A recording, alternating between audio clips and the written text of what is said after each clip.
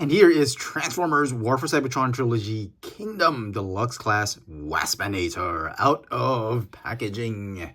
And boy, oh boy, this figure turned out great. I am most generally pleased overall with the way this figure turned out.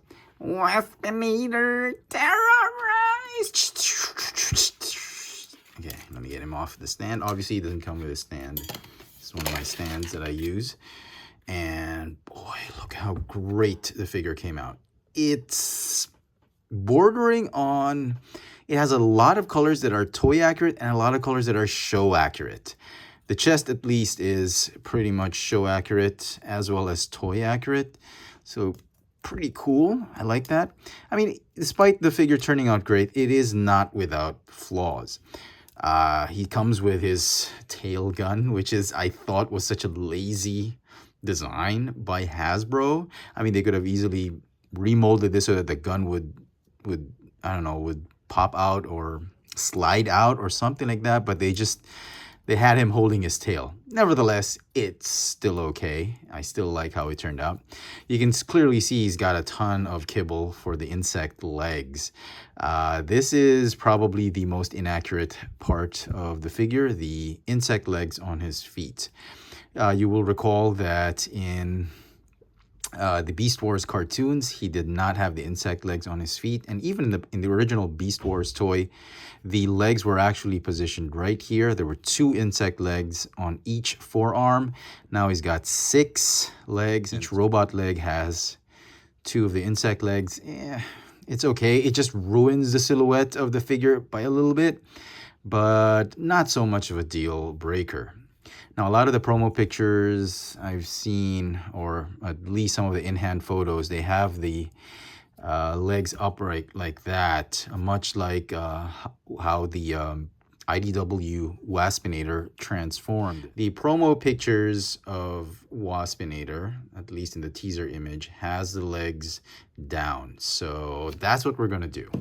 Okay, and even in the instructions tell you to just keep the legs down. And I guess it's up to you how you want to position it. Now, the wings, wow, look at that.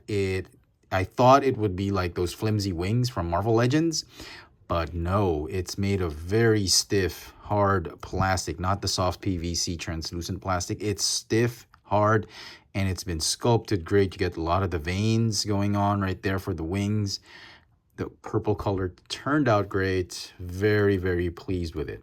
Now on to this head sculpt. Look at that. If that is not Waspinator, I have no idea what Waspinator would look like. That is a dead ringer for at least the toy and definitely a lot of the elements of his head in the cartoon. I mean, sure, it should have been more metallic, should have had a little bit more details on the mandible, but for me, this is as good as it gets, folks. I am so pleased with it. And his back part, from what I can see, it's kind of made of this translucent purple plastic. I'm gonna see if we can actually get some light piping in with my LED lamp, and you can see there's a little bit of light piping going on. The plastic feels like it's a little denser than the wings, but I'm pretty sure it's exactly the same plastic that they used for the wings. And if you shine a light on top of his head, you can clearly see his eyes glowing. So that is a very nice touch. Thank you, Hasbro, for doing that. Now, he's gotten a lot of yellow paint. That's probably the most inconsistent part of the figure, but it's still better than, say, white paint apps that Hasbro uses for their figures. You get some black paint apps here. The green plastic that they use in some pieces, the dark green one, it feels cheap when you first look at it, but when you hold it in hand and you feel it, it doesn't feel too cheap. This is the premium plastic that they use, the green, regular green plastic they used for the hands and the thorax and the crotch piece.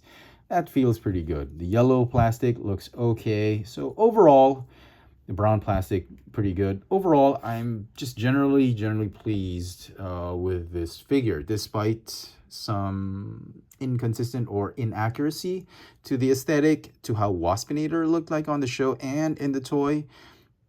I think this Waspinator turned out pretty nicely. Okay, the head is on a ball joint. You have a little bit of a waist swivel here, but the mandibles of the insect head is kind of hindering waist swivel. Wings are on a ball joint. The legs are on a swivel. The insect legs are on swivel, so you can position them any which way you want. The shoulders, they can go in and out, forward and backward. You got a nice little Predacon symbol right there. Okay, he's got a bicep swivel. The elbows can hinge. Wrists do have a swivel. Hips, you can go in and out, do the splits. You go forward and backward. He's got a thigh swivel. Got a hinged knee. I just wish the knee could have bent more than 90 degrees, but it's a 90-degree bend. That's okay. Ankle rockers, and the feet can go up and down a little bit. Waspinator terrorized. And for some size comparisons, here is Waspinator with Scorponok and Black Arachnia. He is just 1 millimeter taller than Scorponok because of his antennae, or those claws, I guess, or stingers on his forehead or on top of his head. And amazingly, the tallest among these figures is Black Arachnia. When on the show, I would surmise that he should have been the tallest out of all the 3 figures. So, transformation into beast mode. It's a little tricky, but pretty satisfying once you've accomplished it. So the weapon, it's going to plug in right back here and his rear end and complete that rear insect assembly. Okay, then what you want to do, let's start with the top half of the robot mode. You go ahead and collapse that chest to form the beast mode head. Okay, go ahead and fold this one out, unpeg, and fold out.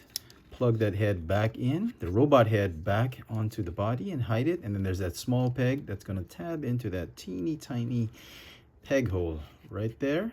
Okay, and then the arms, you want to rotate them 90 degrees outward like that. And then what you want to do is you want to fold the shoulders inward and then fold them backwards like this. Oop. Fold them backwards just like that. Okay. And then the elbows are going to bend in the reverse direction. You're going to fold back like this and then like this. Okay. Make sure your guide are those pegs, those flat pegs right there, because these notches right here, they're gonna plug into those pegs. So that's your guide. If you've done that properly, then you're in good shape. And fold the wings out just so you have room to move. Okay, now on to the lower half. This is, I think, one of the more difficult transformation, primarily because of this peg of doom. This peg is going to peg onto that slot right there. It's easy to peg it in, but getting it out, oh my goodness, talk about a peg of doom. So what you want to do is just want to line that up and then snap it in like that. It's crisp, nice snapping sound, but just to remove it, oh my goodness, it literally is, it's like, okay, that wasn't so bad, but it took me forever just to pull that peg out. So I might have loosened it, but certified peg of doom right there. Okay, then what you want to do are the feet. You want to fold the heel spurs like that, just like that. And then you want to bend the whole foot assembly backwards like this until it snaps.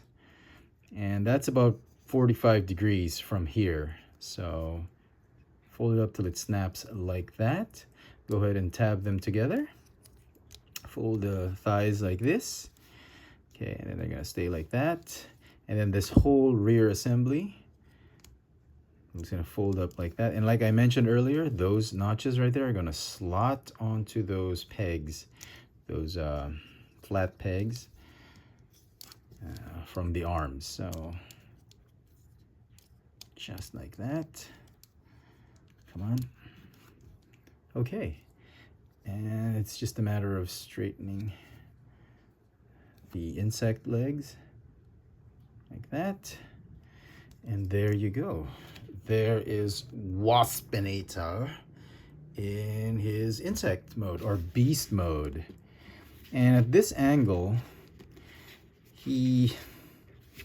I know he's supposed to be a wasp, but he kind of looks more like a housefly. You know what I'm saying? Because of the underbelly, because of this lots of kibble in the underbelly. He kind of looks more like maybe even a bumblebee, but he kind of looks more like a housefly, if I'm being honest, because a wasp would be flying like this, and then the legs would be here, and you have a slender body and be flying like this, not like this. This is Waspinator as a housefly. You know what I'm saying? It kind of that's what it kind of looks like to me. But nevertheless, it has that vibe of the toy. I'm kind of seeing it. I never had that Waspinator toy. I wanted it so badly when I was collecting the Beast Wars toys, but never got a chance to pick one up because it was very elusive at the time.